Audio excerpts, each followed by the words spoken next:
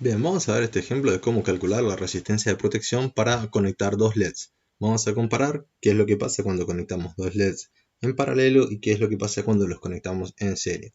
Para este ejemplo simple vamos a considerar que tenemos unos LEDs que consumen 2 volts que tienen 2 volts de tensión consumiendo 20 mA de corriente.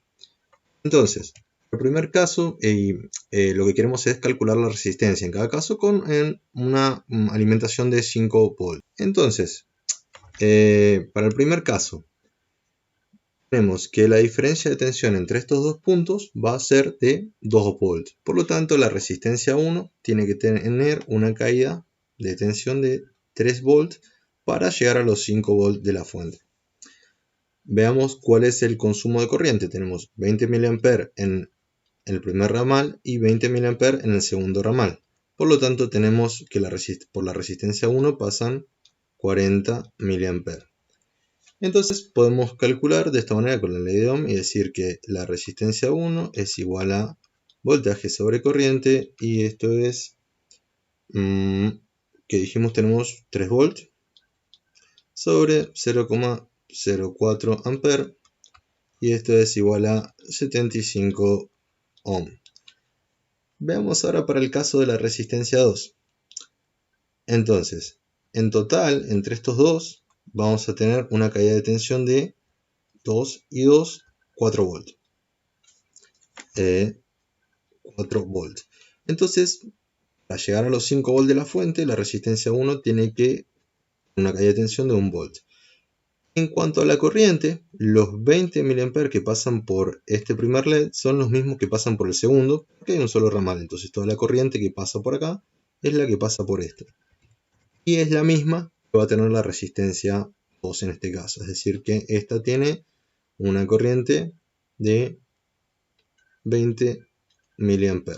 Entonces, calculando esta resistencia 2, con la ley de Ohm tenemos voltaje sobre corriente y va a ser 1 volt sobre 0,02 amperes, y tenemos entonces un total de 85 ohm.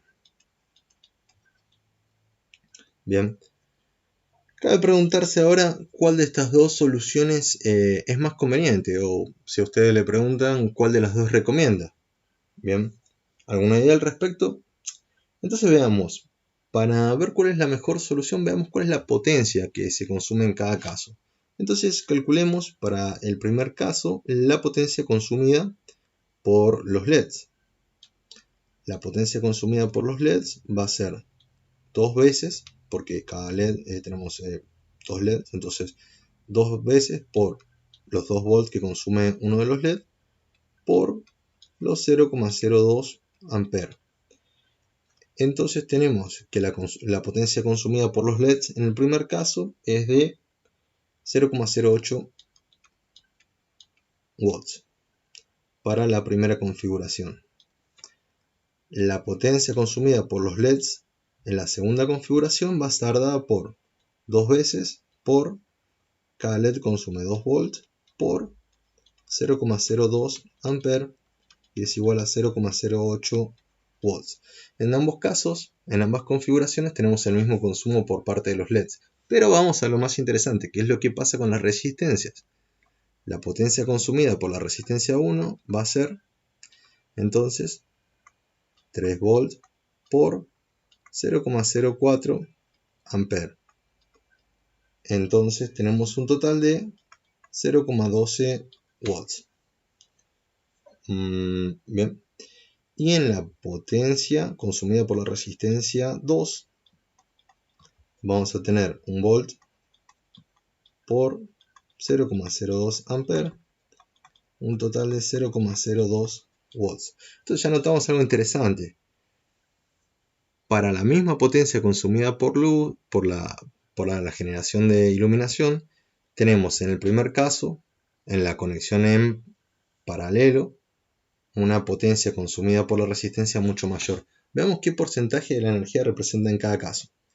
Por ejemplo, en este caso de acá tenemos 0,08 sobre un total de 0,08 más 0,12 Y esto nos da, veamos, 0,08 dividido 0,08 más 0,12.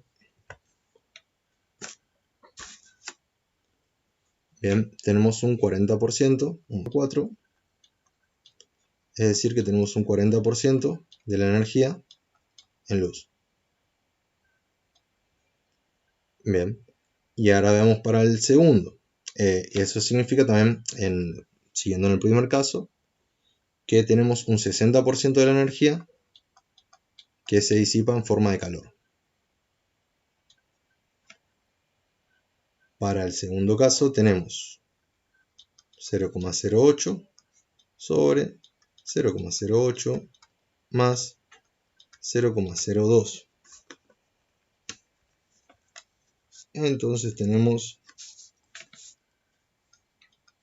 un 0,8, que es un 80% de la energía que se disipa en forma de luz, y un 20% que se disipa en forma de calor. Esto es muy importante porque vemos que para la misma prestación de iluminación tenemos dos dispositivos o dos configuraciones con una eficiencia térmica bien diferenciada. Entonces podemos diseñar mejores circuitos que nos permitan un ahorro energético significativo.